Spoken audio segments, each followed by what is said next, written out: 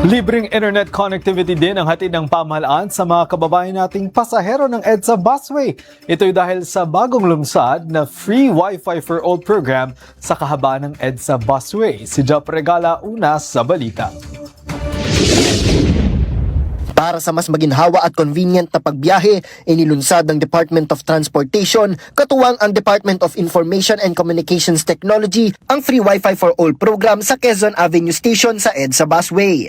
Ito'y alinsunod sa direktiba ni Pangulong Ferdinand R. Marcos Jr. na magbigay ng modern at convenient na travel experience sa pamamagitan ng secured internet access sa mga pampublikong lugar at transport hubs. Binigyang diin ni DOTR Acting Secretary Giovanni Lopez ang kahalagahan ng programa. Ang Wi-Fi, pwede na natin kasi sabihin na parang basic necessity na rin po siya sa atin ngayon. Kaya kami po ay lubos nagpapasalamat talaga sa DICT kasi binibigyan niya ng prioridad ang ganitong mga free Wi-Fi program sa ating mga kababayan.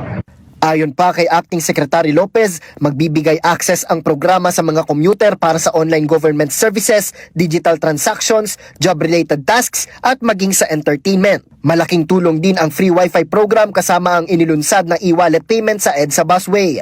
Ayon sa DICT, palalawigin pa ang programa sa loob ng tren, express o skip bus at mga pantalan. Kasabay ng pagtitiyak na bibilis pa ang internet speed sa susunod na buwan sa oras na matapos ang fiber connectivity sa mga istasyon. Bukod sa Quezon Avenue, nag-install din ng free Wi-Fi sa iba pang mga istasyon tulad ng Balintawak, Kaingin, Fernando Poe Jr., North Avenue at iba pa. Habang ang Monumento, Bagong Baryo, Guadalupe at iba pang mga istasyon tulad ng Cubao, Magallanes at Pitex ay magkakaroon din ng naturang serbisyo sa oras na matapos ang rehabilitasyon ng istasyon. Nauuna sa balitang totoo at laging bago. Jap Regala, alauna sa balita, Congress TV.